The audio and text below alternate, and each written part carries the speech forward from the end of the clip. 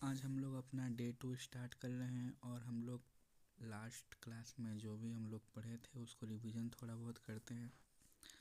यहाँ पे लिखा हुआ है each instruction in C program is written as a separate statement. मतलब हर एक लाइन जो है, जैसे इंट ए इक्वल टू 5 ये एक अलग लाइन में है, इंट बी इक्वल टू 10 ये एक अलग लाइन में है, और इंट अगर सम कर रहे हैं हम ए प्लस बी तो ये एक अलग लाइन में है। इसको हम स्टेटमेंट 1 बोलेंगे, इसको हम 2 बोलेंगे और इसको हम स्टेटमेंट 3 बोलेंगे।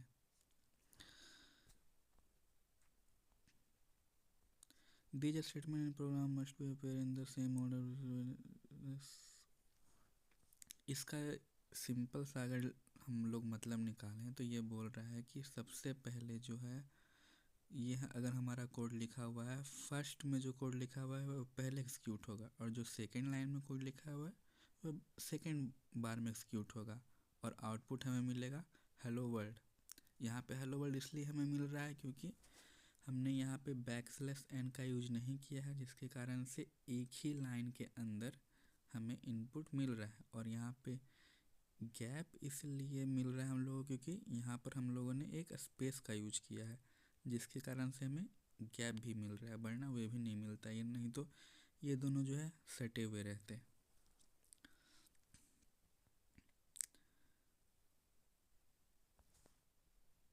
अब यहाँ पर ये बोल रहा है हमें कि ब्लैंक स्पेसेस देना ज़रूरी है। अगर हम लोग जैसे इंट नंबर, इनके बीच में अगर हम लोग ब्लैंक स्पेस नहीं देंगे तो एक ही कहलाएगा, एक ही जैसा, मतलब एक वर्ड कहलाएगा वो, जबकि एक वर्ड ये पॉसिबल नहीं है। तो इसलिए हम लोगों को ब्लैंक स्पेसेस देना ज़रूरी है। इंट नंबर इजकल टू 5 ये करेक्ट है, मगर इंट नंबर इजकल टू 5 ये इनकरेक्ट होगा हमारे लिए। और इन सी लैंग्वेज के अंदर सारे जो भी हम लोग स्टेटमेंट लिखते हैं सारे लोअर केस में रहना चाहिए, क्योंकि ये केस सेंसिटिव लैंग्वेज है। जैसे कि एग्जांपल में यहाँ पर है इंट सम, ये जो है करेक्ट स्टेटमेंट है, और यहाँ पे देखिए इंट जो है हम लोगों ने कैपिटल लेटर में लिखा है तो ये रॉन्ग स्टेटमेंट है। और दूसरी बात कि अगर हम लोग जैसे ऐड और ऐड ये दोनों अलग अलग हैं, दोनों सेम नहीं हो सकते हैं क्योंकि ये केस सेंसिटिव लैंग्वेज है। एवरी मतलब हर एक जो भी हम लोग कोड लिख रहे हैं उसके बाद हमें ये सेमी कॉलन देना है। सेमी कॉलन का यही कहने का मतलब होता है कि ये जो है लाइन अब यहाँ पर ख़त्म हो चुकी है, अगर हम लोग सेमी कॉलन नहीं लगाएंगे तो वह लाइन इनकरेक्ट होगी। यूजली जो है हम लोग मतलब हर एक कोड को अलग अलग लाइन में लिखते हैं, जैसे int a equal to 5, int b equal to 10 लिखे हैं यहाँ पर देख सकते हैं आप लोग फर्स्ट में। मगर अगर हम लोग चाहें तो उसको एक लाइन में भी लिख सकते हैं, जो कि यहाँ पर एग्जांपल दिया हुआ है इंट ए इक्वल टू 5, फिर अलग लाइन में नहीं उसी लाइन में लिखा हुआ है int b equal to 10, int sum equal to a plus b. तो ऐसे ही जब हमने किया इसको तो ऐसा कुछ आप लोगों को कोड दिखेगा। और परसेंटेज डी इसलिए दिख रहा है क्योंकि इंट के लिए इसमें परसेंटेज डी का ही यूज होता है, ये एक तरह से एक रूल है, इसको हम लोग चेंज नहीं कर सकते हैं। और आप लोग इसको ट्राई भी कर सकते हैं अपने लैपटॉप पे या आप जहाँ पर भी कोड कर रहे हैं।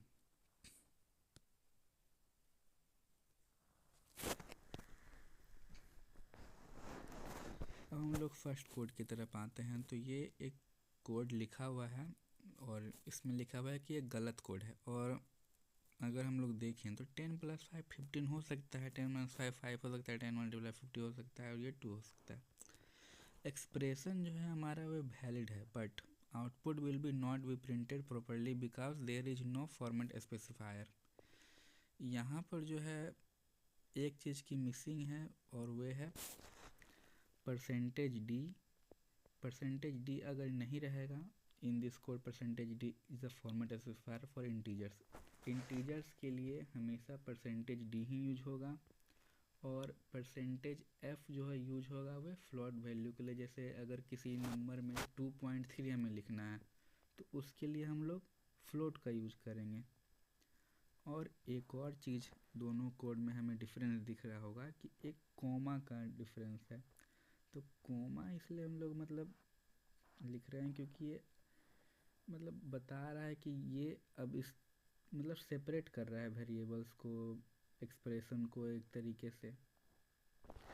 हम लोग एक ही में नहीं लिख सकते हैं। परसेंटेज डी लिखा हुआ है, फिर बैकस्लैश एन है, फिर कॉमा है, 10+5 है। अगर हम शुरू से आपको बताएं यहाँ पर क्या लिखा हुआ है, तो प्रिंटएफ है, फिर ये राउंड ब्रैकेट है, फिर double inverted comma, percentage d, backslash n, ये हो गया। उसके बाद डबल इन्वर्टेड कॉमा बंद हो चुका है, फिर सेमी कॉलन है, नहीं सेमी कॉलन नहीं सॉरी कॉमा है, 10+5 है। आई थिंक अगर हम जूम करें तो पिक्सल बहुत फट जा रहा है, मगर आप लोग देख सकते हैं थोड़ा बहुत दिख रहा है।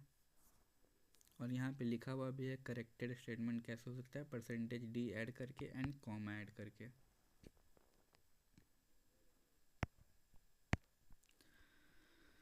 अब यहाँ पे है percentage D is use for integers and percentage F for decimal value. और उसी कोड को हमने एक और तरीके से लिखा है। यहाँ पर हमने ए और बी को एक वैल्यू दे दिया है कि ए इक्वल टू 10 है, बी इक्वल टू 5 है। ये एक तरीके से हम लोग पहले ही असाइन कर दे रहे हैं कि ए का वैल्यू क्या होगा, बी का वैल्यू क्या होगा। बाकी जैसा पहले कोड था वही कोड अभी भी है, बस हमने 10 के जगह ए लिख दिया है और 5 के जगह हमने बी लिख दिया है, और उसको हम लोगों ने पहले ही असाइन कर दिया है। बाकी रेस्ट ऑफ द कोड अगर वहाँ पर आप लोगों को नहीं दिखा है तो यहाँ पर बहुत अच्छे तरीके से दिख रहा होगा, सेम है, जिसका आंसर 15, 5, 50 और 2 दोनों आप लोगों को दिख रहा है। अब हम लोग नीचे आते हैं, तो हम लोग अब अपने कोड को और इजीली तरीके से कोई भी रीड कर सके और क्या आउटपुट हमें मिलेगा वे पता चल सके, तो उस ऐसे कोड को लिखने के लिए हम लोग यूज करते हैं इस तरह के कोड का, जो कि आपको स्क्रीन पे भी दिख रहा होगा। यहाँ पर ये हो रहा है कि प्रिंटएफ है। पहले हम लोग जानते हैं कि अगर डबल इन्वर्टेड के कॉमा के अंदर कुछ भी हम लोग लिखते हैं तो वह एज इट इज प्रिंट होता है। तो हमने लिखा the sum of a and b is, ये हमने लिखा। उसके बाद परसेंटेज डी किस लिए यूज हो रहा है, क्योंकि हम लोग इंटीजर वैल्यू असाइन ले रहे हैं इसके अंदर। तो इंटीजर के लिए क्या यूज होता है, परसेंटेज डी। और बैकस्लैश एन इसलिए यूज हो रहा है क्योंकि हमें नेक्स्ट लाइन में जाना है इसके बाद।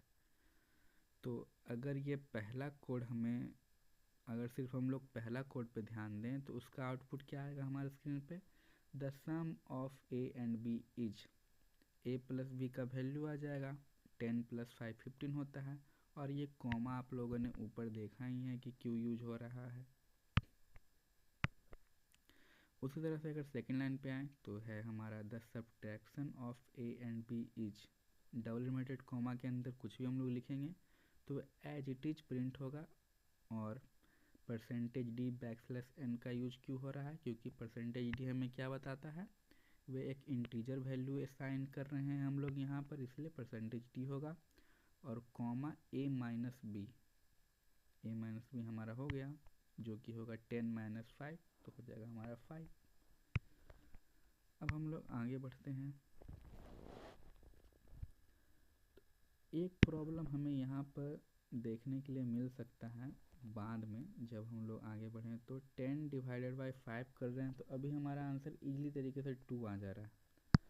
मगर अब हम लोग इस कोड में आते हैं तो हम लोगों ने ए का वैल्यू 10 दे दिया है और बी का वैल्यू हम लोगों ने 3 दे दिया है। बाकी सब का आउटपुट तो हमें इजी तरीके से मिल जाएगा, मल्टीप्लिकेशन तक मिल जाएगा।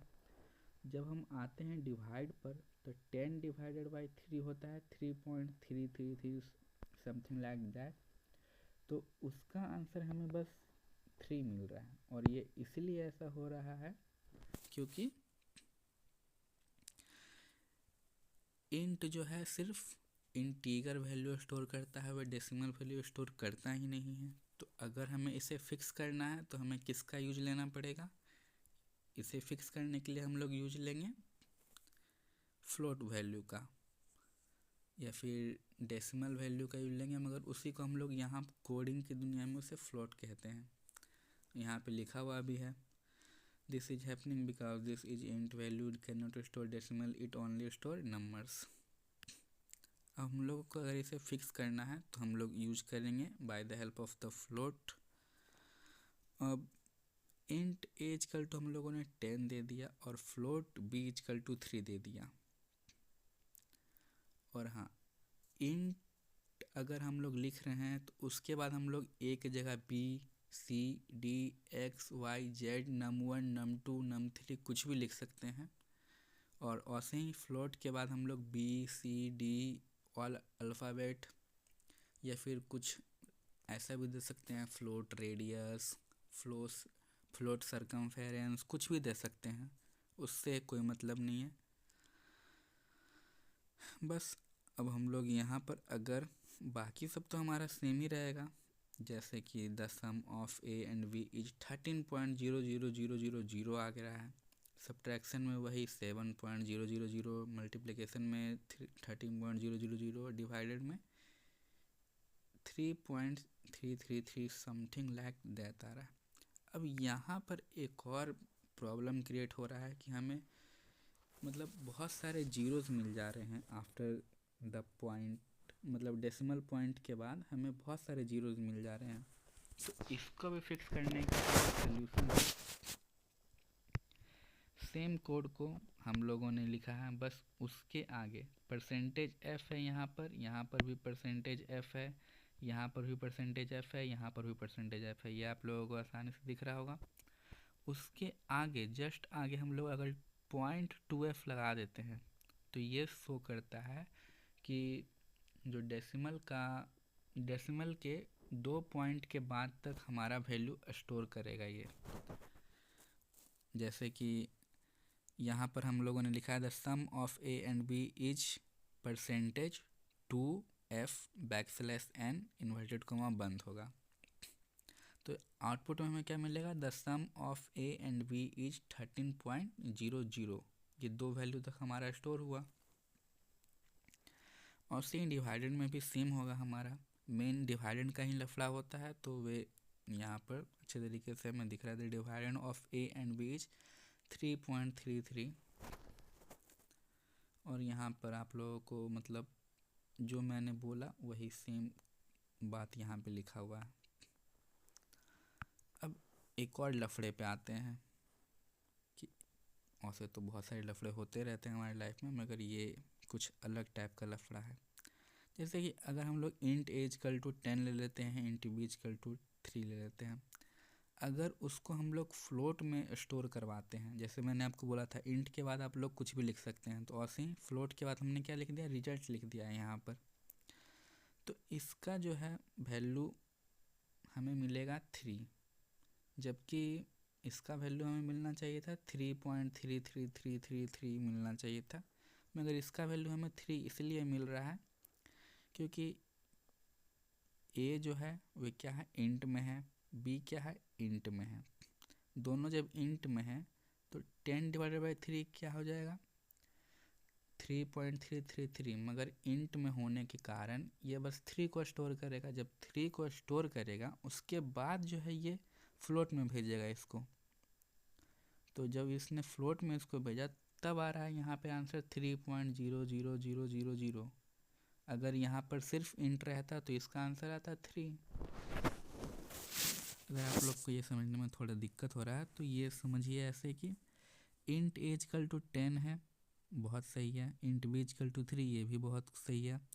जब हम लोग इसको फ्लोट में स्टोर करवा रहे हैं तो पहले इंट और इंट में डिवीजन हो जा रहा है और हमें इंट वैल्यू ही मिल रहा है, 3 वैल्यू मिल रहा है। फिर जब हम उसको फ्लोट में स्टोर करवा रहे हैं तब जाके इसका वैल्यू जो है 3.0000 हो जा रहा है, वरना इसका आंसर बस 3 ही आना चाहिए था। अब एक और छोटे से कैलकुलेशन पे आते हैं, कैलकुलेट सिंपल इंटरेस्ट, और हमें इसका आउटपुट भी प्रिडिक्ट करना है कि क्या हो सकता है आउटपुट। सेम कोड जैसे फ्लोट प्रिंसिपल इजकल टू हम लोगों ने कुछ वैल्यू असाइन कर दिया है, 0.0 हम लोग लिख भी सकते हैं, नहीं भी लिख सकते हैं, कोई उससे डिफरेंस नहीं होगा। फ्लोट रेट इजकल टू हम लोगों ने कुछ वैल्यू असाइन कर दिया है जो कि है 5.0। अब फ्लोट टाइम इजकल टू भी हम लोगों ने 2.0 कर दिया है जो कि हम लोगों ने लिया है ईयर्स में। अब फ्लोट सिंपल इंटरेस्ट, जैसे कि मैंने आपको बोला था कि हम लोग फ्लोट लिख रहे हैं या फिर इंट लिख रहे हैं, उसके बाद हम लोग अच्छा सा भी नाम दे सकते हैं, या फिर यहाँ पे हम लोग सिर्फ अगर ए, फ्लोट बी, फ्लोट सी, फ्लोट डी भी लिखते हैं तब पर भी हमारा आउटपुट सेम ही आता। बस यहाँ पर सिंपल इंटरेस्ट की जगह हम लोगों को लिखना पड़ता है डी, यहाँ पर प्रिंसिपल की जगह ए, रेट की जगह बी, टाइम की जगह सी लिखना पड़ता। और बाकी तो आप लोग कोड समझ ही रहे हैं। सिंपल इंटरेस्ट का फॉर्मूला होता है P multiply R multiply T divided by 100। मगर अगर हम लोग इसको राउंड ब्रैकेट के अंदर नहीं डालेंगे तो कुछ बच्चे गलती कर सकते हैं कि ये टाइम के बाद वे लोग डिवाइडेड बाई 100 कर देंगे, तो उनका answer something may be difference आ सकता है। तो अच्छा रहेगा कि हम लोग ये प्रिंसिपल के पहले एक, मतलब इसको जो भी बोलते हैं इन्वर्टेड, सॉरी इसका भी मेरे को नाम याद नहीं आ रहा है उसके लिए। अब printf the simple interest is 0.2f। 0.2f का मतलब आप लोग समझ गए होंगे कि यहाँ पर क्या है कि हमारा आउटपुट जो है वह क्या आएगा, डेसिमल के बाद 2 पॉइंट तक आएगा। और सिंपल इंटरेस्ट का यहाँ पर मतलब आ रहा है कि जो भी वैल्यू सिंपल इंटरेस्ट के अंदर है वह हमें आंसर में मिल जाए, और उसका आंसर का वैल्यू क्या आना चाहिए, 2 पॉइंट तक आना चाहिए।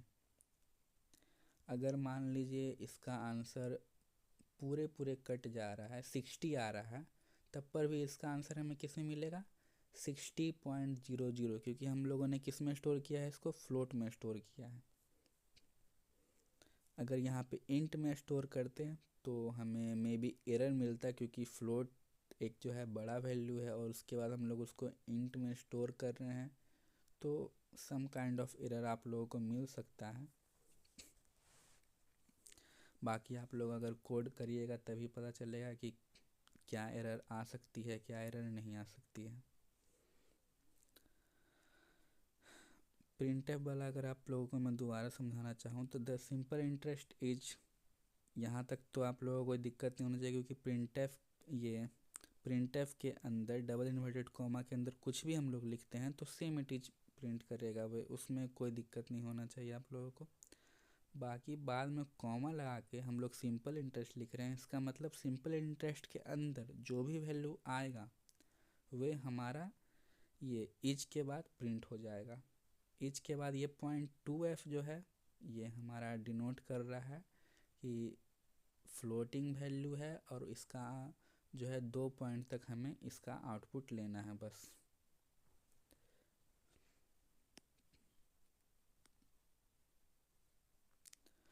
अब ये जो है हमारा कोड है एरिया ऑफ सर्कल के लिए। Same float radius equal to 5.0, float area, float pi equal to 3.1459। तो एरिया का फॉर्मूला होता है पाई आर स्क्वायर। रेडियस हमने ले लिया है पहले ही, पाई का वैल्यू भी हमने नोट कर लिया है यहाँ पर, मतलब पाई का वैल्यू भी हमने ले ही लिया है, एक तरीके से असाइन कर दिया है इसको। तो आउटपुट में हमने इस बार एक और नया चीज़ ऐड किया है कि the area of the circle with radius 0.2f is the area of the circle with radius %2f is %2 radius, area। तो जो ये वाला रेडियस है ना हमारा, ये किसके लिए साइन होगा, ये 0.2f के लिए होगा, और ये एरिया जो है ये इसके लिए साइन होगा। मतलब जो हम लोग पहले लिख रहे हैं मान के चलिए हम लोग यहाँ पर अगर इसका चेंजिंग कर देते, एरिया की जगह रेडियस कर देते और रेडियस की जगह एरिया कर देते, तो हमारा आंसर थोड़ा डिफरेंस आता और बहुत ही रॉन्ग आंसर आ जाता। तो उसकी जगह आता हम लोगों का the area of the circle with radius 78.54 etch 5 आता। तो इसीलिए आप लोग यहाँ पर ध्यान रखिएगा कि आप लोग पहले किसको देना चाहते हैं। The area of the circle with radius, radius हमारा कितना होना चाहिए, 5 होना चाहिए, 5.00। तो यहाँ पे हम लोगों ने रेडियस लिख दिया है। और से ही इच के बाद एक और है, तो ये तो आप लोग पहले से ही देख रहे हैं कि ये किसके लिए हो रहा है, तो ये एरिया के लिए ही है। शायद मैं अभी अच्छे तरीके से समझा नहीं पाया, मगर दोबारा ट्राई करते हैं। The area of the circle with radius percentage 2f, यहाँ पर दो बार है परसेंटेज 2f, और इच के पहले है और इच के बाद है। तो इच के पहले वाला हम लोग यूज कर रहे हैं फॉर द रेडियस के लिए, कि रेडियस भी अगर हम लोग यहाँ पर 5 दिए, यहाँ पर अगर हम लोग वैल्यू चेंज कर दें, जैसे 5 की जगह हम लोग 7 कर दें और यहाँ पर रेडियस की जगह कोई चेंजिंग नहीं करें, तो यहाँ पर 5 की जगह ना हमारा 7 आंसर आएगा। अगर हम लोग यहाँ पे 8 कर दें तो हमारा 8 यहाँ पे आएगा। और उसके साथ साथ हमारा वैल्यू भी चेंज होगा, क्योंकि अगर हम लोग का आर चेंज हो रहा है तो of course area of circle भी चेंज होगा ही। अब जो है हम लोग आगे बढ़ रहे हैं, तो जैसे कि हम लोग बार बार यहाँ पर जाके वैल्यू चेंज करना अच्छा नहीं लगेगा, कि एरिया ऑफ सर्कल का वैल्यू हम यहाँ से चेंज कर रहे हैं, प्रिंसिपल का वैल्यू हम लोग यहाँ से चेंज कर रहे हैं, रेट का वैल्यू हम लोग यहाँ बार बार जाके कोड के अंदर चेंज करना, ये कोई अच्छा आदत नहीं है। तो उसके लिए ही आता है यूज ऑफ स्कैनएफ। स्कैनएफ का यूज करते हैं हम लोग इनपुट लेने के लिए यूजर से, कि अगर यूजर को कुछ इनपुट देने का मन है तो वे कैसे दे सकता है, तो वे दे सकता है स्कैनएफ के यूज से। और स्कैनएफ के अंदर एक और वर्ड यूज होता है उसको ये है एंड का। And is use for the memory address, कि उस वैल्यू को हमने कहाँ पे रखा है। जैसे ये कंप्यूटर के अंदर बहुत सारी मेमोरी बने हुए रहते हैं, तो और हर एक जगह अलग अलग जाके वो स्टोर हो सकते हैं, कहीं भी स्टोर हो सकते हैं, तो उसी को पता करने के लिए हम लोग एंड का यूज करते हैं। बाकी आप लोगों से इतना कोई डिटेल में पूछने नहीं जाएगा कि एंड का क्या यूज आएगा, ये सब बहुत ही थियोरेटिकल क्वेश्चंस हैं। आप लोग ज़्यादातर कोड पे ध्यान दीजिए। ये एक तरह से स्ट्रक्चर है, ये स्ट्रक्चर हम लोग हटा नहीं सकते हैं। जैसे बचपन में आप लोग ए फॉर एप्पल पढ़ते थे, तो उसका मतलब फिर आप लोग पूछते नहीं थे कि ए फॉर एप्पल ही क्यों होता है।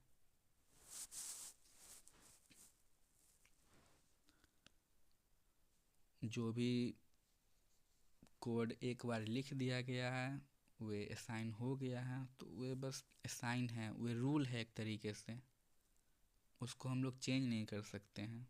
अगर हम लोग चेंज करेंगे तो एरर आएगा, क्योंकि हम लोगों ने कोड बनाया नहीं है, हम लोगों ने सी लैंग्वेज बनाया नहीं है। अगर इतने ही महान होते तो अभी यहाँ पर नहीं होते। तो जो रूल है उसका पालन करें बस। इंट num1, num2, सम, ये हम लोगों ने 3 वेरिएबल्स ले लिए हैं। अगर इसको आप लोग चाहें तो अलग अलग भी लिख सकते हैं, जैसे इंट num1, उसके बाद ये सेमीकोलन, फिर इंट num2 उसके नीचे, इंट सम उसके नीचे, और प्रिंटएफ। जैसे प्रिंटएफ के अंदर हम लोगों ने पहले ही बात कर लिया है कि कुछ भी लिखते हैं डबल इन्वर्टेड कॉमा के अंदर तो वे एज इट इज प्रिंट होगा। तो अगर हम लोग लिख रहे हैं इंटर द फर्स्ट नंबर, तो हमारे आउटपुट स्क्रीन पे क्या आएगा, वे इंटर द फर्स्ट नंबर। बस पहले हम लोग इतना समझ लेते हैं कि हमारे आउटपुट स्क्रीन पे क्या आया, इंटर द फर्स्ट नंबर आ गया। उसके बाद है स्कैनएफ। स्कैनएफ का यूज क्यों होता है, यूजर से इनपुट लेने के लिए। परसेंटेज डी क्या डिनोट कर रहा है यहाँ पर, कि हम लोगों ने इंट वैल्यू लिया है। कॉमा क्या डिनोट कर रहा है, कि ये एक सेपरेट फंक्शन है या फिर कीवर्ड्स हैं जो भी ये अलग तरीके से दिखना चाहिए उसके लिए है कॉमा का यूज। उसके बाद एंड की यूज कर रहे हैं हम लोग मेमोरी एड्रेस के लिए। और num1 क्या है, ये एक वेरिएबल है। अगर आप लोग यहाँ पर सिर्फ ABC लिखते तो यहाँ num1 के जगह आप लोग A लिखते, num2 के जगह पर B लिखते और sum के जगह पर C लिखते तो ऐसे ही होता। यहाँ पर A आता, num2 के जगह B आता और sum के जगह C आता, मगर हम लोगों ने पहले ही वेरिएबल डिक्लेयर कर दिया है तो num1 ही हम लोगों को लेना पड़ेगा। num1 का वैल्यू हम लोगों को इंट में ही देना पड़ेगा। अगर हम लोग A देंगे तो मे भी एरर आ सकता है। बाकी हम लोगों ने इंटर द फर्स्ट नंबर, इसका वैल्यू हम लोगों ने दिया है 10। उसके बाद इतना लाइन ख़त्म हो गया हमारा, इतना लाइन हमारा ख़त्म हो गया। चेक। अब printf enter the second number, ये भी एज इट इज़ प्रिंट हो जाएगा हमारा इंटर द सेकेंड नंबर। फिर scanf है, परसेंटेज डी डिनोट कर रहा है हमारा ये इंट वैल्यू हमारा परसेंटेज डी डिनोट कर रहा है। और एंड जो है मेमोरी एड्रेस और num2 जो है हमसे पूछ रहा है कि नंबर सेकंड क्या आप देना चाहते हैं, तो हम लोगों ने दे दिया 5।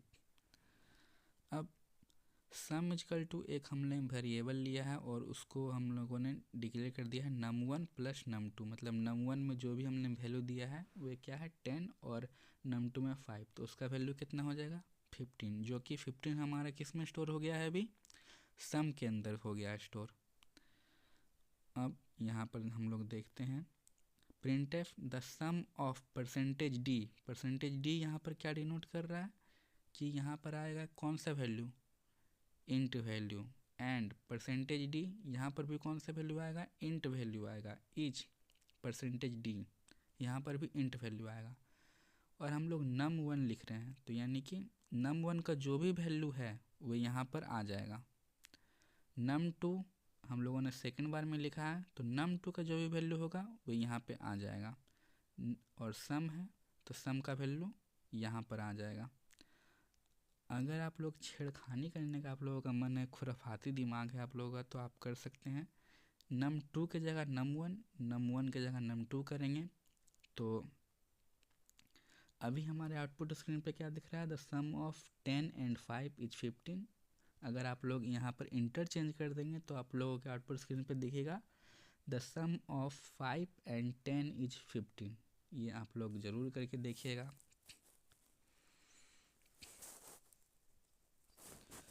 अब एक और लास्ट क्वेश्चन हम लोग देख लेते हैं सिंपल इंटरेस्ट का, और वे भी उसका भी हम लोग इनपुट ले रहे हैं यूजर से। तो बाकी float, principal rate, time interest, simple interest, ये सब तो आप लोग देख चुके हैं कि ये सब क्या है, वेरिएबल्स हैं जो कि हम लोग एक ही लाइन में लिख दे रहे हैं। इसको आप लोग अलग अलग लाइन में भी लिख सकते हैं, float principal semicolon, float rate semicolon, float time semicolon. मगर जब एक ही डाटा है तो हम लोग एक ही में लिख देते हैं, कोई दिक्कत नहीं आती है उससे। अब हम लोग ले रहे हैं इनपुट, ले रहे हैं प्रिंसिपल रेट और टाइम का, तो वे कैसे कैसे होगा, printf enter the principal amount. तो जब ये पहला लाइन हमारा प्रिंट हुआ, यहाँ पे हमें आउटपुट मिलेगा इंटर द प्रिंसिपल अमाउंट। उसके बाद सेकेंड लाइन पे आएगा ये कोड, scanf परसेंटेज एफ क्या डिनोट करेगा, ये एक फ्लोटिंग वैल्यू स्टोर करेगा। एंड प्रिंसिपल मतलब प्रिंसिपल का जो भी मतलब एंड प्रिंसिपल का मतलब हो गया कि प्रिंसिपल के अंदर जाके वह वैल्यू स्टोर हो जाएगा। तो हम लोगों ने लिख दिया इंटर द प्रिंसिपल अमाउंट, ये पहला एग्जीक्यूट हुआ। सेकेंड लाइन में हमने लिखा 1000 हम लोग लिखेंगे, उसके बाद हम लोग इंटर मारेंगे। इंटर जैसे ही मारेंगे हम लोग के पास सेकेंड लाइन आएगा enter the rate of interest. उसके बाद अगर हम लोग 2 दे देते हैं यहाँ पर या 3 दे देते हैं तो जो भी हम लोग वैल्यू देंगे वो जाके इंटरेस्ट में हमारा स्टोर हो जाएगा। और से ही अगर हम लोग ईयर्स में जाते हैं तो जो भी हम लोग ईयर्स का वैल्यू देंगे वो ईयर्स मतलब टाइम वेरिएबल के अंदर जाके वो स्टोर हो जाएगा। और सबके बाद हमें इंटर मारना ज़रूरी है। जैसे इंटर द प्रिंसिपल अमाउंट 1000 हमने लिखा, मतलब इतना तो हम लोगों को आउटपुट विंडो पे दिखेगा। 1000 जैसे हम लोग लिखेंगे, यहाँ पे आप लोग 2000 3000 जो भी आपका मन करे 10 भी लिख सकते हैं, 1 भी लिख सकते हैं। उसके बाद हमें एक इंटर मारना ही होगा। इंटर जैसे ही हम लोग मारेंगे उसके बाद सेकेंड लाइन पे आ जाएगा enter the rate of interest in percentage. यहाँ तक कोड आ जाएगा। उसके बाद आप लोगों का जो मन करे 2 3 4 5 10 जो भी आप लोग को लिखने का मन करे वो आप लोग लिखिएगा। फिर से आपको इंटर मारना पड़ेगा। जैसे आप लोग इंटर मारिएगा थर्ड लाइन पे आ जाएगा हमारा। थर्ड लाइन पे आते ही आपसे टाइम पूछा जाएगा ईयर्स में। 3 जैसे ही आप इंटर मारिएगा आपके सामने एक आउटपुट विंडो पे आपका आंसर आ जाएगा। The simple interest is 60.00। जैसे जैसा अगर आप वैल्यू कुछ और देंगे तो आपका आंसर कुछ और आएगा। और बाकी print F the simple interest is ये 60.00 इसलिए आ रहा है क्योंकि यहाँ पर 0.2f का हम लोग यूज कर रहे हैं। कल हम लोग इससे रिलेटेड और भी क्वेश्चंस करेंगे, taking input from the user, और आगे मतलब बढ़ेंगे इससे, क्योंकि ये अभी बहुत छोटे छोटे हम लोग क्वेश्चन सॉल्व कर रहे हैं। अभी कोडिंग की दुनिया में हम लोग बच्चे हैं, तो थोड़ा बड़े होंगे हम लोग धीरे धीरे अब। बाकी आप लोग ज़रूर प्रैक्टिस करते रहिएगा ये सब चीज़। और एक वेबसाइट है रेपलिट नाम का, वहाँ पर आप लोग कोडिंग कर सकते हैं। अगर आपके पास जस्ट एक मोबाइल और कीबोर्ड भी होगा तो आप लोग उस पर कोडिंग कर सकते हैं, अगर आप लोग के पास लैपटॉप नहीं है तो। बाकी थैंक यू, आप लोगों ने वीडियो अगर देखा है तो।